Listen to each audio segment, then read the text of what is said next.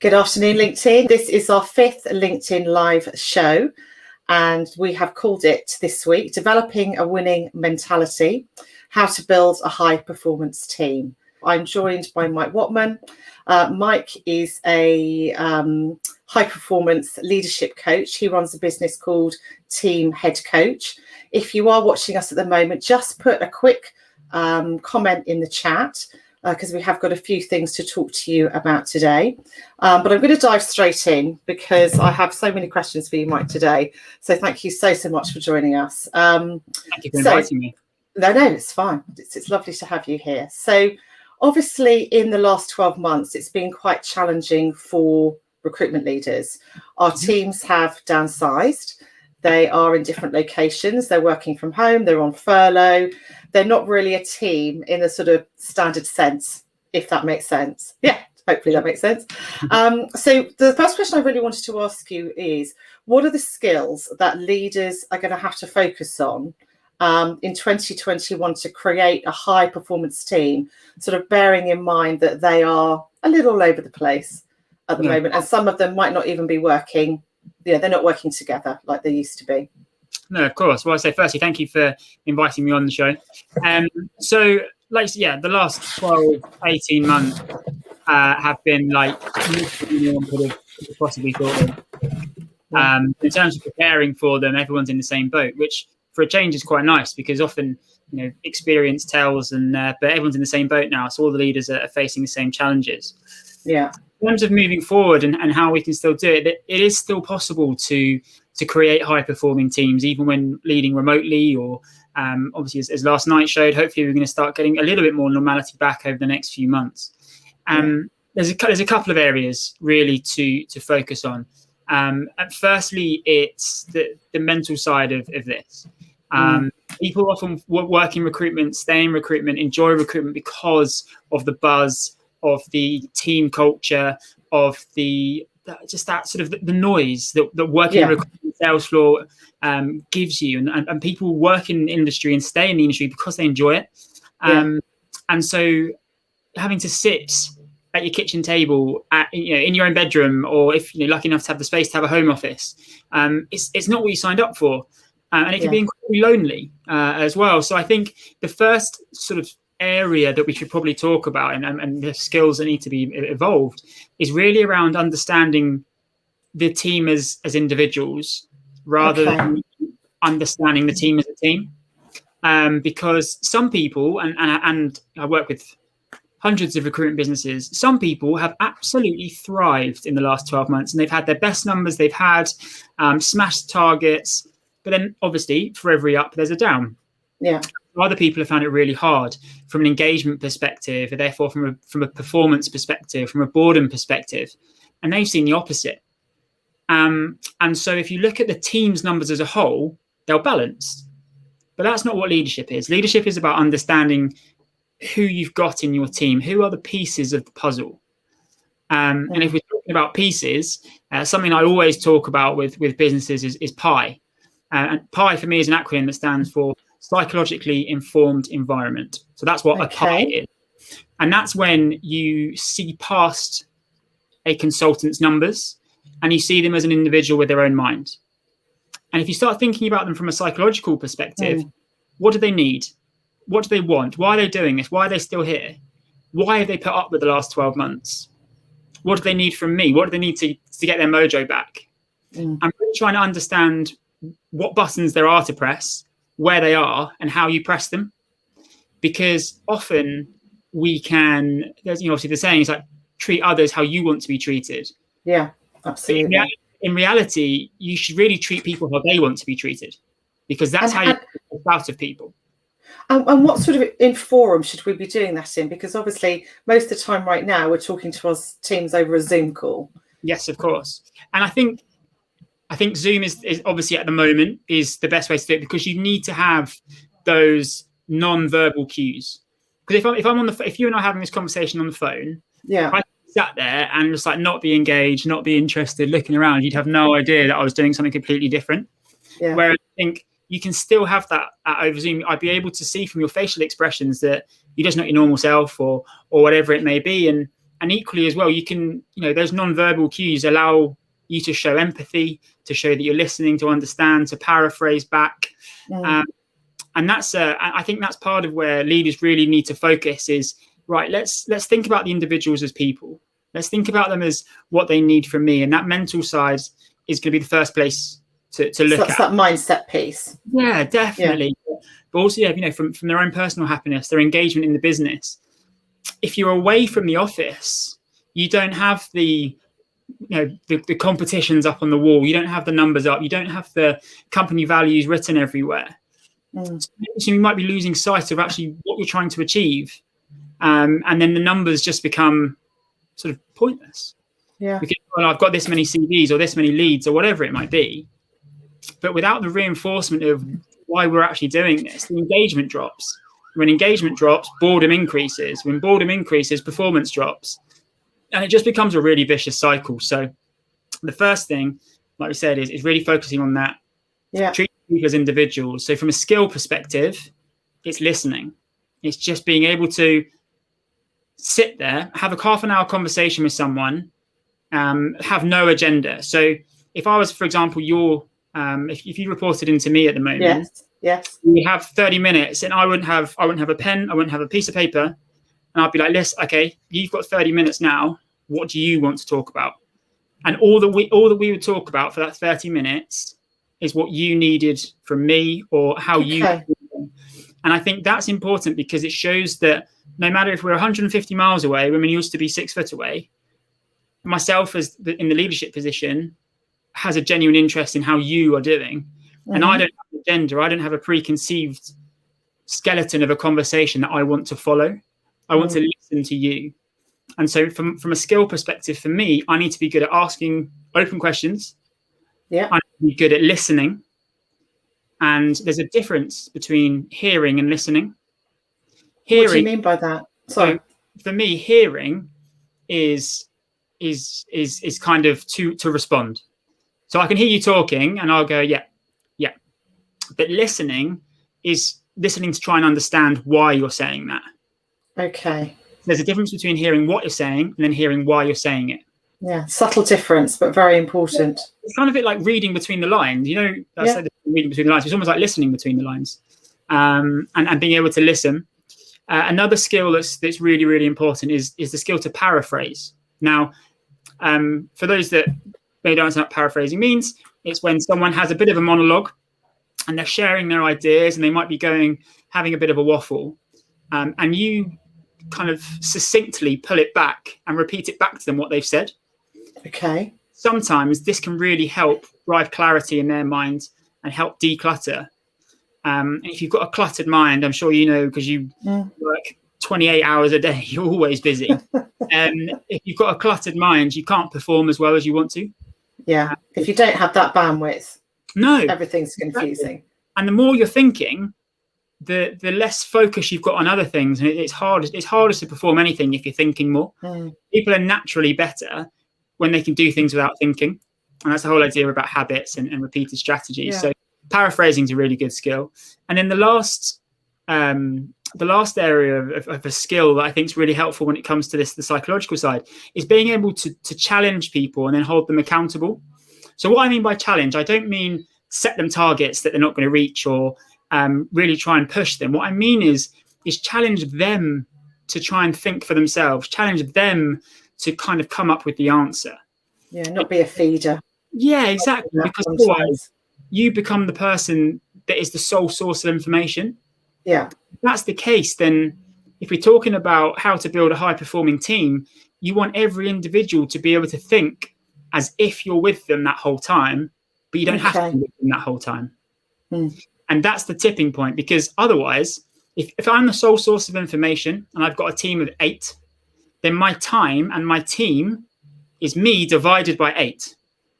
And that's really hard. It's impossible. Yeah. Whereas if I have a team that I have invested in and they've created the cognitive processes and they've got the muscle memory to be able to problem solve, have the confidence, understand the clarity in terms of what the organization wants and what it's trying to achieve, and also have the competency to deliver, then I've got a team that's me to the power of 8. Because like 8 much better versions of me. And that's a much more profitable, high-performing team than if I'm the source of information. Yeah. And I think that's an important area to look at. Something that you've just brought up there is about managing quite considerable numbers of people. Yeah. And a lot of us as managers, particularly if we're billing as well, we are sometimes a little bit stretched. Yep. How do we perform both of those roles and do them both equally as well? Because I know you do a lot with billing managers. Yes. So whenever we start a program, I always ask people what their main objectives are, what they want to get out of this program. Yeah. And the biggest challenge they face is that they're not very good at time management. And I ban that phrase. Not time management. Time management for me personally, in my opinion, it's not a thing. It's self-management is the thing, because time is finite. We only have so much time. So it's about maximizing that time and taking the best return from the time that you do have. Okay. And so for me, time is worth investing in what gives you the return. And if that time is spending an extra 5 minutes with a consultant to help work them through a certain process so they don't come back to you again and ask the same question, then that 5 minutes was worth spending time on. Do you think we're doing things a bit on the run then? Is that typically how it works? I don't know if it's necessarily on the run. I just think that, and rightly so, because I was a billing manager, and I thought that, at the time when I was naive and starting out, because I had no experience, that I just told them the answer, we'd get to the goal quicker. Yeah. And it just saved everyone time. That's obvious, right? I think so many of us are guilty of that, Mike. Yeah, if I drop you 100 meters, then we're going to win the 100-meter race, right? Because we're going to get before everyone. But from a development perspective, it doesn't teach them how to run any faster. Yeah. It doesn't teach them how to run the race when I'm not there. And so from a return, for me, time management is about self-management, and it's about getting a return on what you're actually trying to do. Because if we're honest, we can be more efficient. We can always be more efficient. And now I understand that at the moment, some people are homeschooling. I understand some people have got childcare. I completely get that. And I've got an 8-month-old. I've got to worry about any of that stuff. So I can't even begin to empathize how hard it is for some people at the moment to manage it. Yeah. So I'm talking about normal times. I'm not talking about right now when people are also managing being a geography teacher between 9 and 10 as well as their current role. But there's stuff that we can do that we can cut, but we only do it because we've always done it, and it's become a habit, and it's become a bad habit, not because it's detrimental, but because we've just done it all the time. And so our brain goes, it's 9 o'clock. I'm going to grab a coffee and flick through LinkedIn for half an hour. Like I might pick up a lead. I might find a new name, but that's because I've always done it. They think that, I haven't got enough time. There will be people who work on contract desks, or all of a sudden get a massive statement of work piece and have so much work on from a billing perspective. But the point is that if the rest of your team is prepared to problem solve, to are competent, have the organizational clarity, then when those times do arise, the stress and the strain won't be there because the team's ready to perform without you. And that's the tipping point. That's a tipping point for any high-performing team. Sport, business, whatever it is that when the team starts leading itself, that's the tipping point. That is the key. That's the key tipping point. If you look at any, I come from a professional elite sporting background. If you look at any sporting team in history, within the playing group, so within the consultants, within the players, there is a group of leaders that are managing that on the field at the desk. It's just the coach on the side, the manager on the side, whoever it may be, just delegating and barking. That's not how successful teams maintain success. They have a whole group of leaders, and it's led from inside and internal. And for me, that's the tipping point for a high performing team. And if everyone knows their roles and what they're trying to achieve, then it means that people can do that, and it becomes less us as leaders barking down and more them sort of self-policing. Being accountable. Accountable is such a big word, accountability. And if they can hold each other accountable, powerful thing. It's hard to stop. In terms of training, how much training do you think we should be giving our teams on a weekly basis?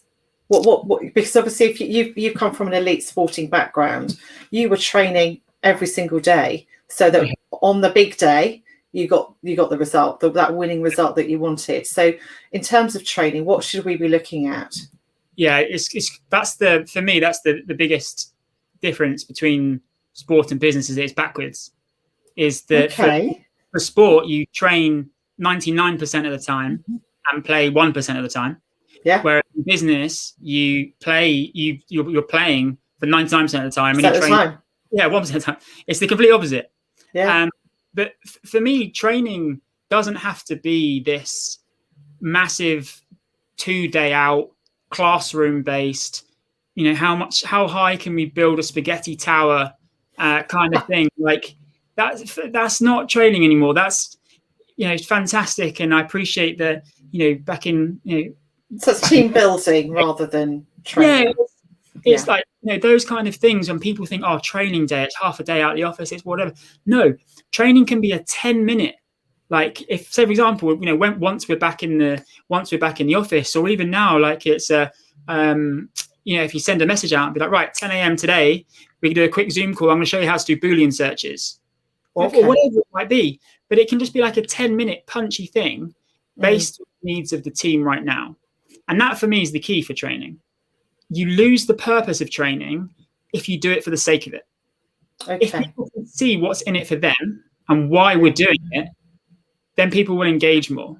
So that's a really good point. Sorry, I just want to highlight that. That is such a good, because I don't think we necessarily do highlight that, because it's improving their performance, which is increasing their billings, increasing their earnings. Because if you think about it, if we, to go back to the last point, we're all time poor. So if I'm sat here and on a Zoom call or in a meeting room to do some training, and I'm like, I've got so many CVs I need to get out. But we're sat here doing lead generation, and I just got 15 leads in this morning. Why am I here?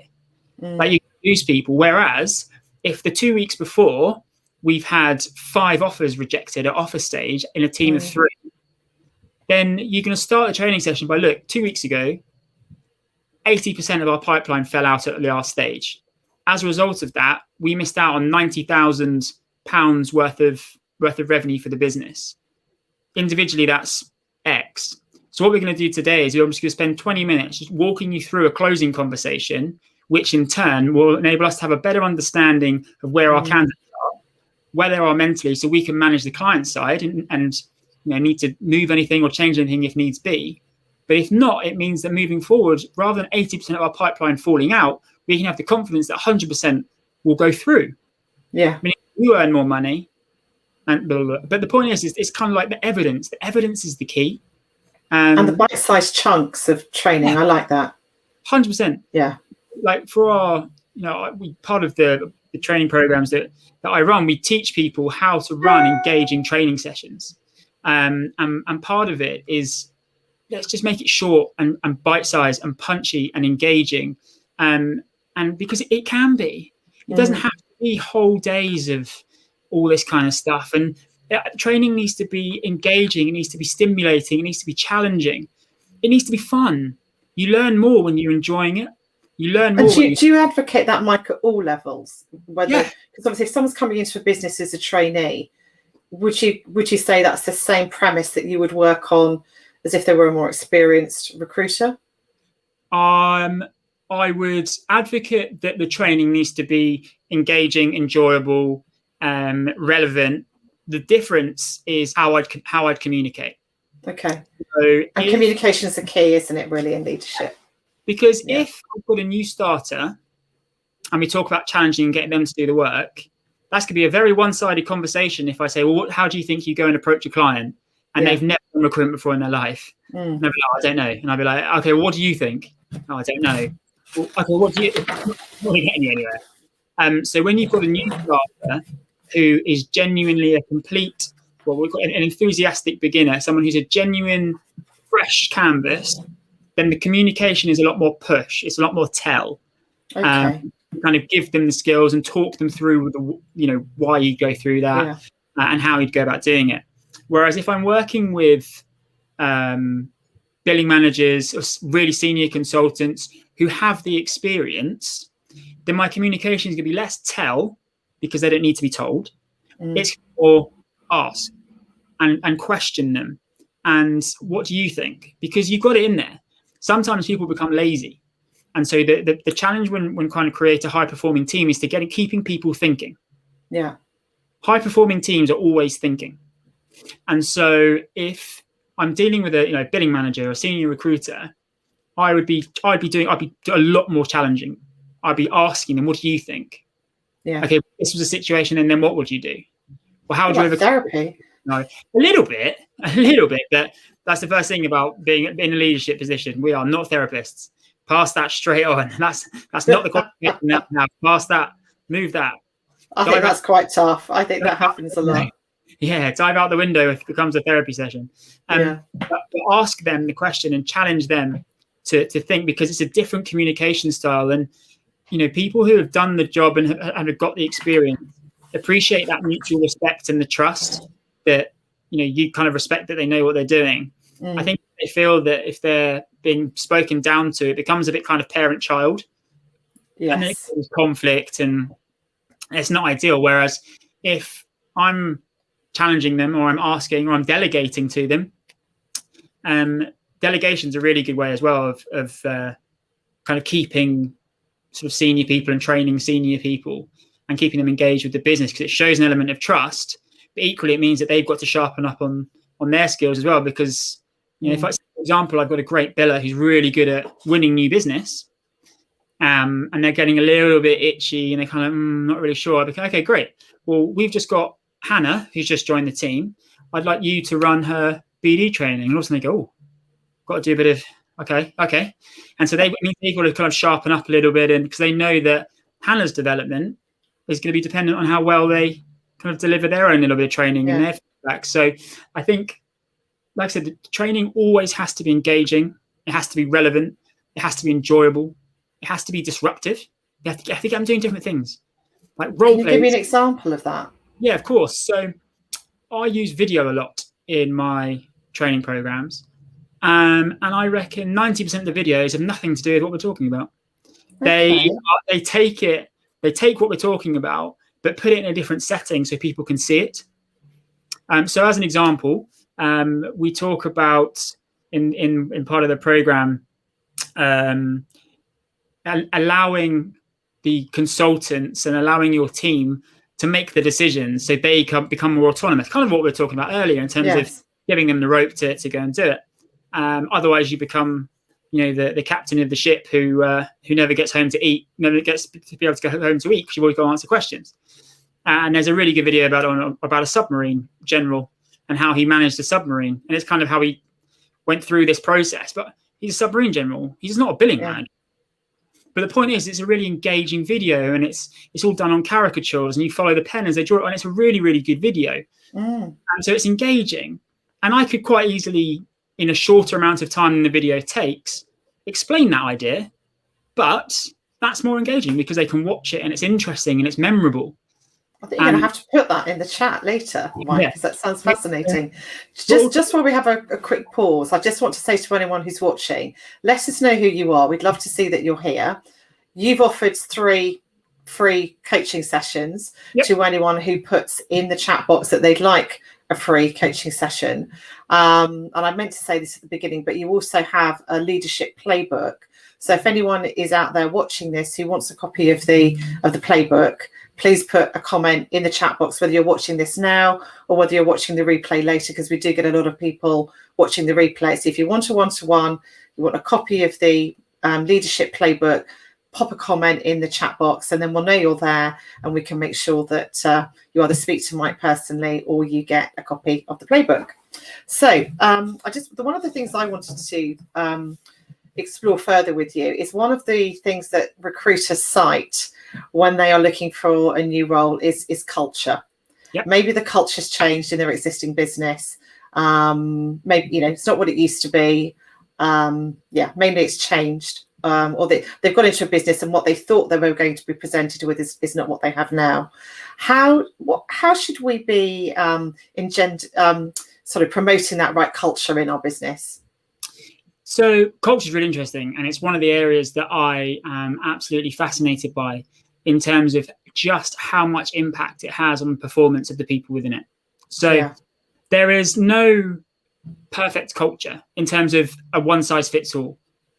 A perfect culture is perfect for the environment and the team that is within it. Yeah. Okay. A team of 12 elite netball players will have a different culture to a small team of 4 IT recruiters. Now, both of those teams are high performance, under pressure, skill-based teams. However, because of the dynamics and the markets and the environments they're in, if you try to have the same environment in each one, it wouldn't work. So that's the first thing to say. But a culture, you'll never find a successful team that doesn't have a good culture, right? And what do I mean by a culture?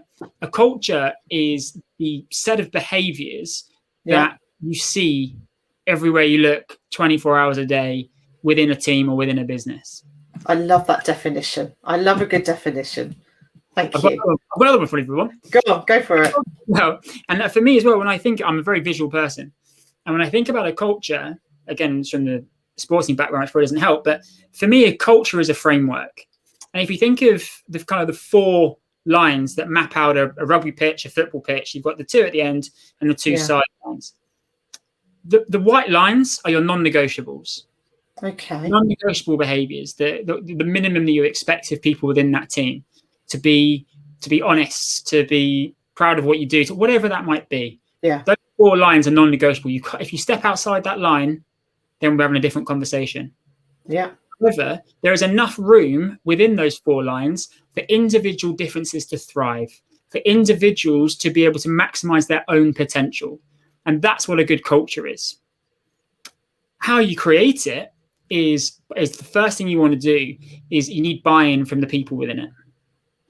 Very quickly, a team can turn toxic if one quite influential individual can start going against where the team wants to go and what it wants to achieve. All it takes is one. Even a team of 10, 15, 22 starts with one. Yeah. So the first thing you want to do is you want to have buy-in.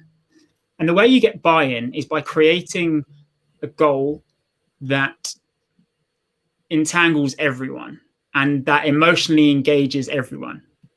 The reason why I say emotionally engages everyone is because as soon as we connect emotion to a goal, we're more likely to work for it. Can you explain that a bit more? So you say that again? So as soon as you attach sort of emotion to a goal, you're more likely to go through with it and work through with it right till the end. That's why you kind of see sometimes in some sporting performances, you'll be like, that team should never beat that team. But because they're so desperate that day, because it's Scotland against England, or they're trying to avoid getting relegated, or whatever it might be. Yeah, have the ability. They have that more emotional connection, and they want it, and they don't quit, and they perform to their maximum. And so, if you have a goal that engages people emotionally, then on a rainy, horrible November afternoon, when we had a rubbish week and it's a Thursday and you've got nothing done, if there's still that emotional connection to the goal, people are still going to drive to pick up the phone or to do something that's going to generate value. Whereas, so a common purpose, because we're used to sort of say that again. Sorry, a shared common purpose. It can't we can't, from the leaders, we can't say this is what we're doing because I've just been told it. It has to be like a collaborative. Guys, where are we going? What do we want to do? What are we trying to achieve here? Because the trouble is, if it just becomes a number, is that numbers can become crippling. Here's what I mean.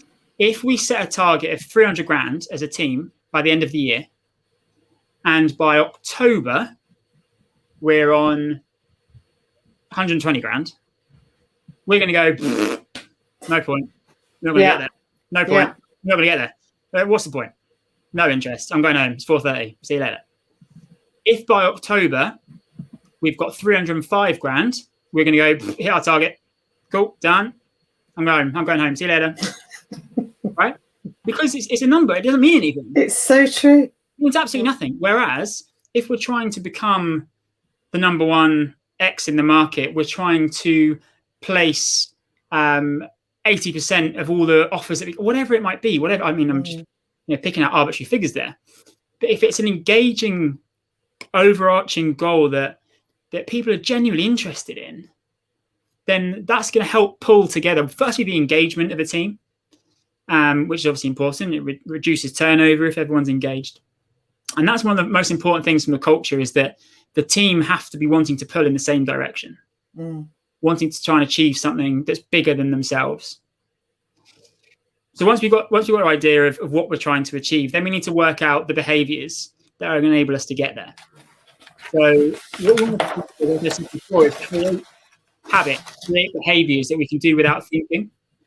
And for me, there's success leaves clues.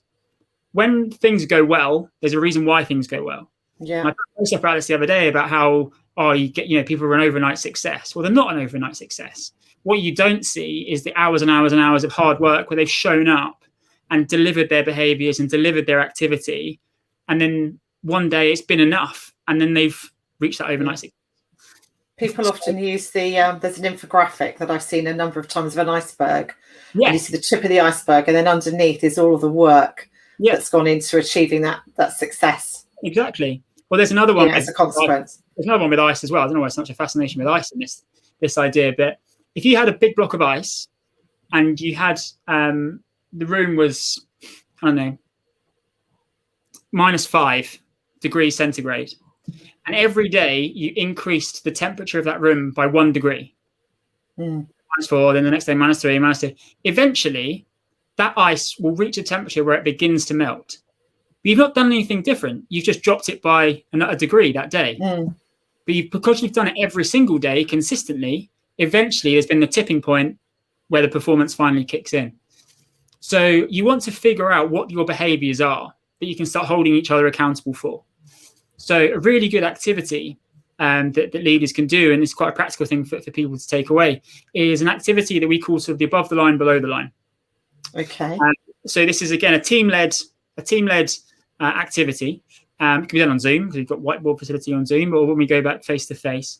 And it's literally as simple as it sounds. Draw a line across the middle of a whiteboard, or other writing facilities are available. And above the line, you agree all the behaviors that are going to help you achieve that big goal. Okay. So whatever it might be, whether it be turning up on time, whether it might be numbers, who knows, whatever it is, but it's whatever those behaviors are going to be that you need to deliver every day to help you to get to your goal. And how many would you have above the line, roughly? Doesn't matter, whatever you like. Okay. Completely up to you. You'll reach a saturation point. And then below the line are all the behaviors that are going to prevent you from achieving that goal. Okay. So, dropping in the effort, or turning up late, or keeping information for yourself rather than sharing it, or not updating the database accurately with all the information, or not properly going through a closing checklist when you said, whatever it might be. Yeah. And then what you do is they're then the behaviors that you expect. And if there's clarity on those behaviors, and the people within the group can then start kind of going, nice, you're doing this. I can see other people doing it. And then also it's like, you missed out that closing checklist that we said we were going to do. Don't forget, you obviously need to keep doing it.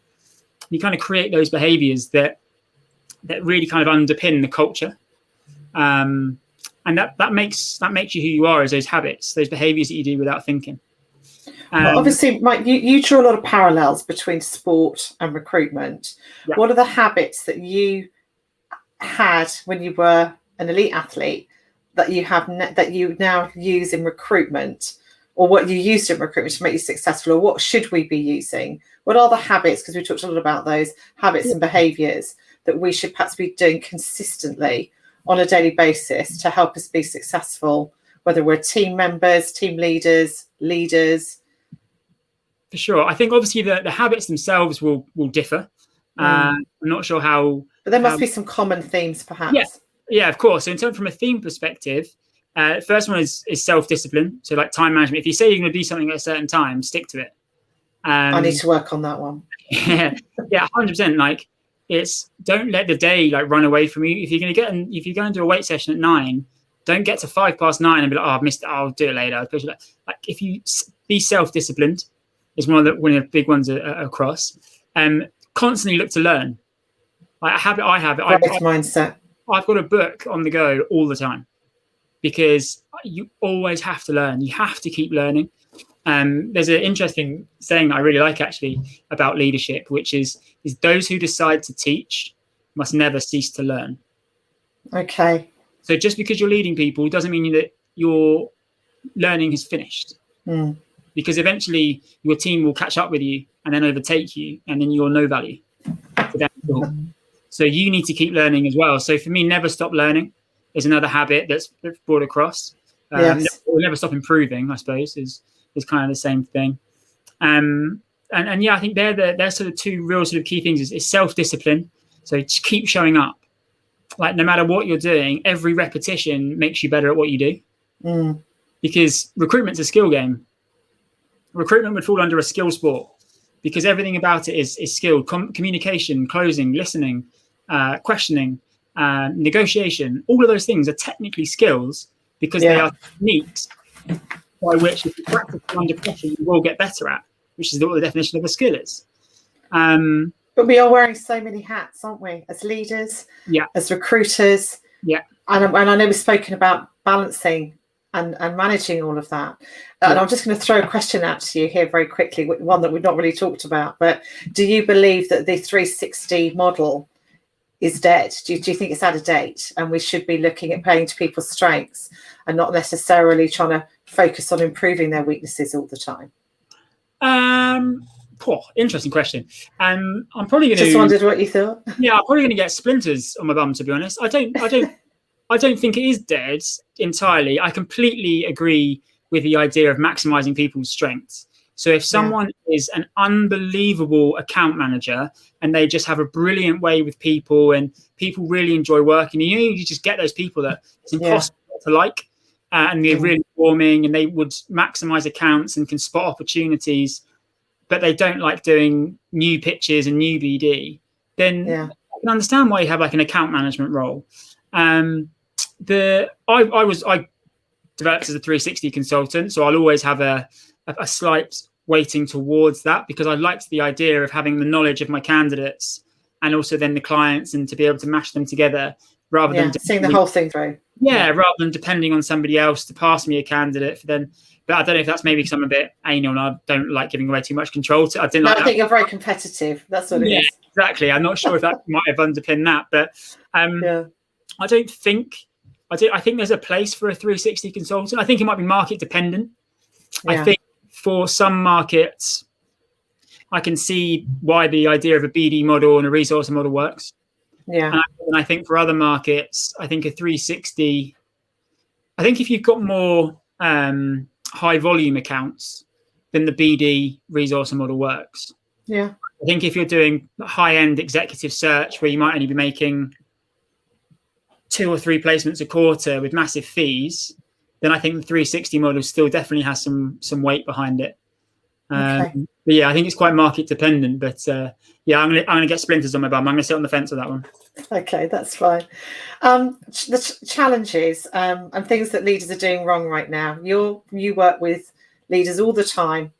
If you dare to say, what are we doing wrong right now? We know what we should be doing, but what are we doing wrong? Doing wrong. That's probably a little bit harsh in terms of what people could be doing better. Okay, better way of phrasing it. Coaching background coming out. I think you're sitting on the fence again. No, it's never wrong. It's better. No, what people could be better at is investing that time and asking, not telling. So we've got a phrase here, ask, don't tell. I think it's a very hard it's a very hard habit to unpick because we're used to speed. And when I say we, I mean people who have been put in positions of leadership after being top billers, because recruitment is incredibly meritocratic. So the vast majority of billing managers that I work with were top billers who were then given a team. So the characteristics and skill set that made them a top biller don't necessarily mean that they'll be a successful leader. There's nothing wrong with that because that's just a different skill set. And I think that because of I don't mean it in a negative way, but top billers are often quite selfish And I don't mean that in a negative way. I mean that in a positive way, because they're selfish with their time and they know what they need to do, and they're selfish with their candidates. And it's kind of like, right, I'm going to do this. I'm going to focus, blinkered approach, nothing that's going on around me I don't care about, because I'm delivering all the time. That's what I mean by a bit sort of selfish with their time. Whereas from a leadership perspective, like you said, you've got to wear so many hats and you've got to be like an owl. Your head's on a swivel all the time, trying to like concentrate. And so I think one of the things that people find difficult is that when someone asks for help, is not just to go, here's the answer, here's the answer. And then, when that trainee passes their probation, and then you look at their results and they go, why aren't you doing this? And it's like, well, I don't understand how to do it. You just told me to call that candidate every time, or you just told me to call the client. And I think that's something that is the hardest thing that people are it's the hardest habit to unpick. And I think that's probably the area that people could work on the most is just taking a step back, is slowing down to speed up. Let's take a breath, right? Let's take a breath. What's the best outcome here? Well, the best outcome here is that Tom knows what to do next time. So if we say, call this candidate, is that helping Tom develop? No. Okay, Tom, the thing we're going to do now is you want to do this kind of search, and the top 5 people that come up, shortlist them, and just explain your thought process as to why. But the thing that is a really hard habit is not just to go, just call Sarah or whatever it might be. And I think that's the thing that people find the hardest to unpick, is to spend the time. I don't think that owl analogy is ever going to go out of my head. I think that sort of, as you said, it's like tennis, isn't it? Very well that way, so I can't really do a very good impression. But no, it was excellent. Could you just tell us a little bit about your course, because I know you've got an open course coming up, and I know we're not trying to sell the course to anyone, but I just love some of the things that you cover. Can you kind of speed date our way through that? Because when I spoke to you the other day, it's fascinating, some of the things that you said to me. Yeah, of course. So just from a content perspective, rather than, like I say, pitching it, it's an understanding from doing the role. And you said it earlier, you wear so many hats.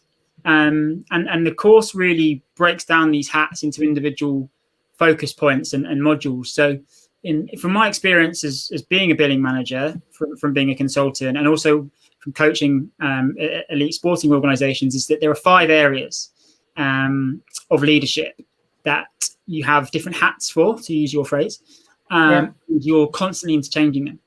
So the first one is the strategist. So the strategist is, as it sounds, picking the strategy, building the strategy for the team, creating the culture, having an involvement in the game plan. What are we trying to achieve? The strategic sort of commercial elements to leadership. The second hat is the recruiter, and I don't mean as in billing, as in recruiting your clients. I mean in terms of building your team. So it's a challenging role. A lot of people will have an overcomplicated hiring process, and then we treat them all as robots, and they all do the same training program, and they all get the same thing. And it's like, why do we do this training? Why do you have this thorough recruitment process, and then treat them all the same when they arrive, and prevent them from flourishing and all this kind of stuff? And so we look at how we can look at skill gaps within our team, what we need to hire, how we can test for those skills that we specifically need right now.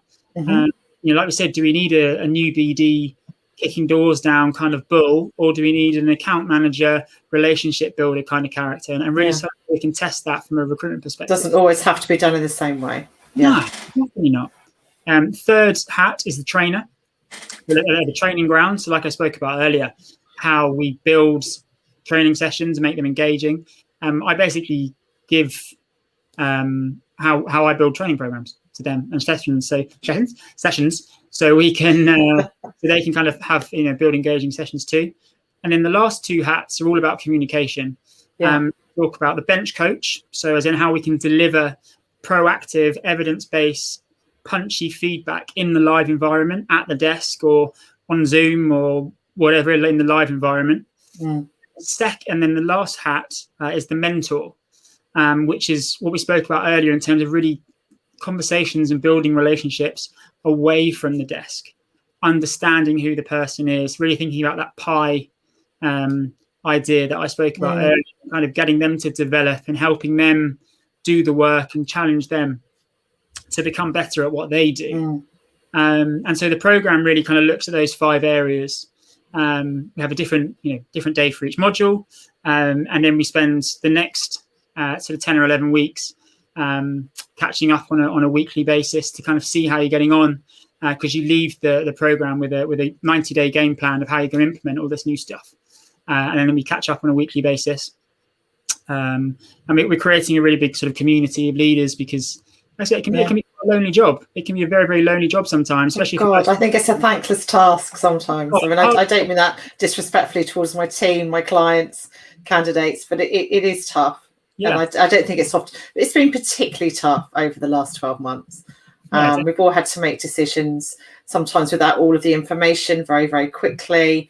Then we realise we might have made a mistake. You're pulling back, you're changing. I mean, it's like juggling constantly. And so to have that peer group to learn and share from as well. So that's fantastic. So we kind of identified those areas as really areas to work on to help and provide a coaching system. I think that's the key. We talk about systems and processes and automation. Automation is so big in recruitment. Why don't we turn it into coaching? Why don't we turn it into leadership as well? And so we talk about having this kind of 3-phrase mantra for our coaching system, which is we bench coach daily, we train weekly, and we mentor monthly. And if you can create that as your coaching system, and if you can show up and deliver that daily, weekly, monthly, then you will have a high-performing team at the end. I love that. What a lovely way to end this conversation with you. It's been so insightful. I hope everyone's found it really interesting. If you want a one-to-one with Mike, if you want a copy of the playbook, whether you're watching this now or later, drop a comment in the chat box. I've just learned so much just from we've been here 47 minutes. So thank you so much, Mike. On a final note, you said you're reading you're reading and growing all the time. What would be your best recommendation for a leader, and maybe a recommendation for a recruiter?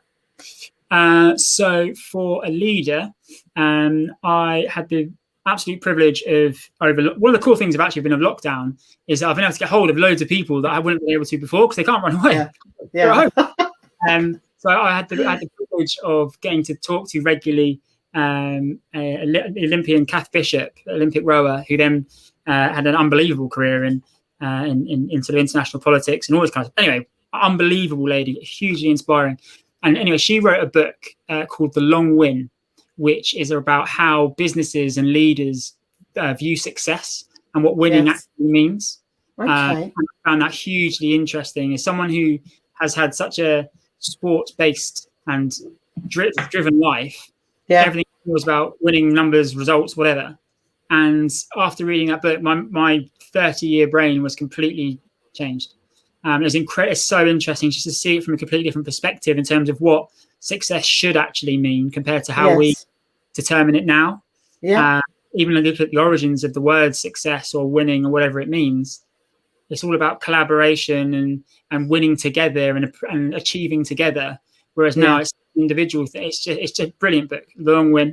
And then for a consultant, a book I finished a couple of weeks ago, and we talk about habits and systemizing everything, was James Clear, Atomic Habits.